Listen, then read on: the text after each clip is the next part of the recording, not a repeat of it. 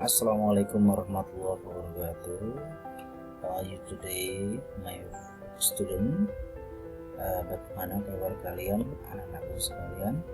Hari ini Pak Sidi pada semester kedua ini akan menyapa kalian melalui media video ini ya, video interaktif. Saya berharap kalian semangat terus belajar karena nampaknya pandemi ini masih ada di sekitar kita. Anak-anak yang saya cintai, ini pada semester kedua kita akan mempelajari materi simple present tense. Saya percaya kalian sudah pernah mendengar dengan istilah simple present tense ini kan. Materi simple present tense sudah diajarkan dari kelas 7 dan kelas 8 akan diulang untuk memudahkan memperjelas dan lebih luas kajiannya. Kita lihat anak-anakku sekalian, dalam penggunaan bahwasanya kalimat simple present digunakan untuk menyatakan peristiwa atau kejadian kalimat yang sifatnya adalah untuk menyatakan kebenaran umum atau general trust ya, atau fakta nyata yang tidak mungkin dibantahkan. Atau yang kedua, biasanya yang berulang-ulang atau sering disebut dengan habitual action. Peristiwa atau kegiatan menyatakan peristiwa kegiatan yang sifatnya rutin terus menerus dilakukan, misalkan setiap pagi, setiap malam, setiap seminggu sekali dan sebagainya. Ini masuk dalam kategori kalimat simple present. Berdasarkan kata kerja, kalimat itu kita bagi menjadi dua, kalimat verbal dan kalimat nominal. Apa yang dimaksud dengan kalimat non-verbal? Kalimat verbal adalah kalimat yang subjeknya itu memiliki atau melakukan tindakan atau memiliki kata kerja, sedangkan kalimat nominal adalah kalimat yang tidak melakukan tindakan. Ya, ketika subjek ketemu dengan objek langsung, maka perlu ini disebut dengan kalimat nominal. Kita lihat ya dengan anak-anakku sekalian. Contoh kalimat, they play basketball every Sunday. Mereka bermain sepak bola basket setiap minggu. Ini perhatikan, di sini ada subjek they. Ketika di sini ada kata play, ini disebut melakukan kegiatan play. Ini disebut dengan kalimat verbal. Ya, tindakannya dari they ini adalah play, bermain. Sekarang kita bandingkan dengan kalimat nominal. The moon is round like a ball. Bulan itu bulat, adalah bulat seperti bola. Di sini kata moon tidak memiliki kata kerja, tidak melakukan aktivitas, sehingga tidak mungkin subjek langsung ketemu dengan objek. Moon round, tidak mungkin. Maka di situ harus disambungkan antara subjek dengan objek yang menyertai. Subjek to be itu, adalah berupa is, ma.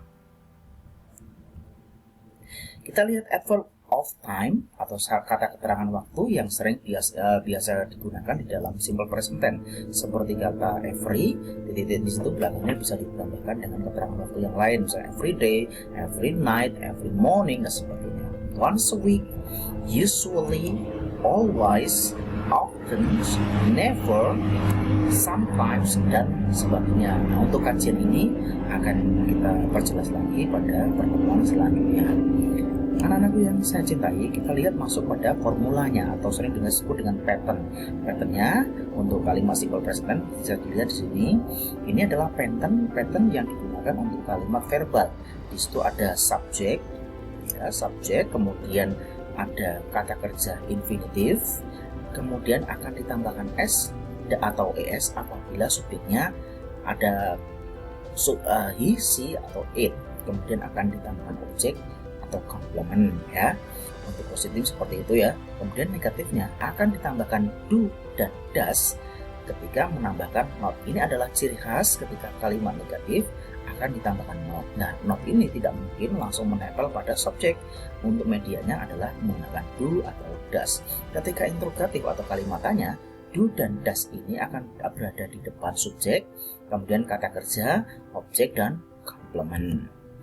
Kita perhatikan, anak-anakku yang saya cintai, di dalam kalimat verbal ini yang membedakan adalah ketika subjeknya itu he, she, dan it, maka kata kerjanya harus ditambahkan s atau es. Sementara jika subjeknya I, you, they, we, maka subjeknya tidak perlu ditambahkan s dan es. Ya, ini prasyarat ketika menambahkan s atau s apabila subjeknya adalah di sini ya, he, she, it, atau memungkinkan nama orang, Budi, Amir. Ya. Tapi kalau dua orang, Budi dan Amir, masuk dalam kategori they. Jadi masuk di dalam sini ya. Nah, kemudian ketika bisa menambahkan do dan does itu apabila subjek kalimat negatif atau kalimat tanya. Ya, seperti tadi dilihat di dalam rumus ya. Nah, untuk do itu adalah berlaku apabila ada subjeknya I, you, we, they. Sementara does apabila subjeknya he, she, dan it atau nama orang, gitu ya.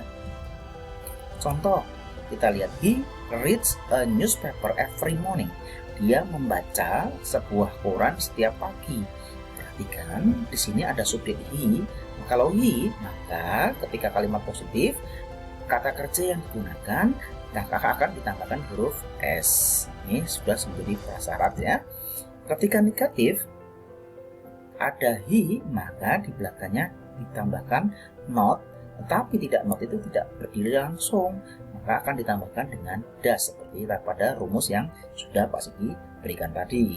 Ketika kalimatnya does-nya di depan, kemudian subjeknya, kata kerjanya, sampai di belakang jangan lupa ada kata simbol ini, kalau tanda seru atau menunjukkan kalimatnya. Apakah dia itu membaca koran setiap pagi?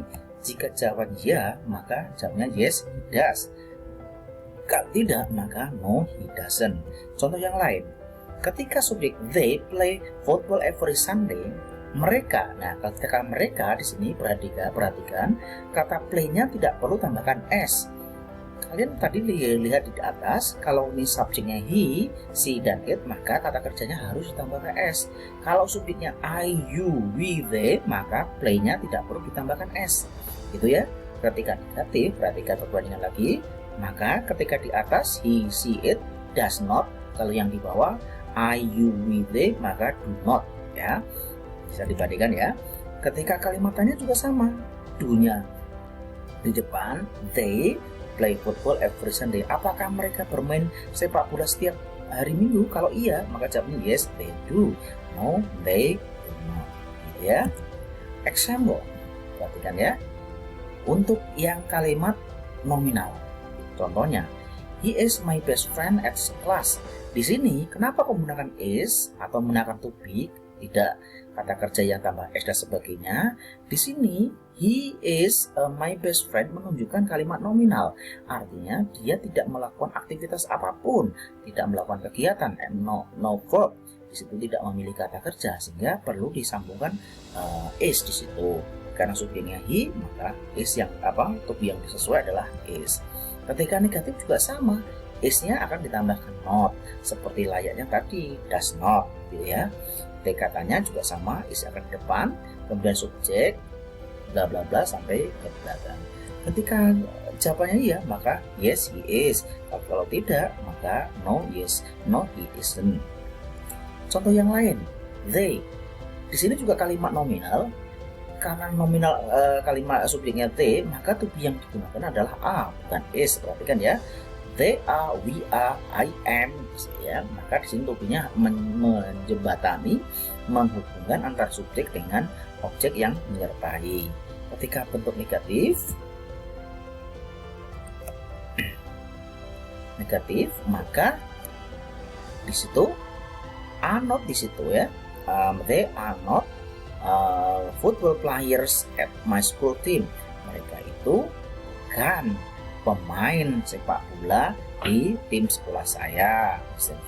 Ketika kalimatnya yang hanya di depan, are they football players? Apakah mereka itu pemain-pemain sepak bola di tim sekolah saya? Jawabannya kalau ya, yes, they are. Kalau no, they are not. Gitu ya.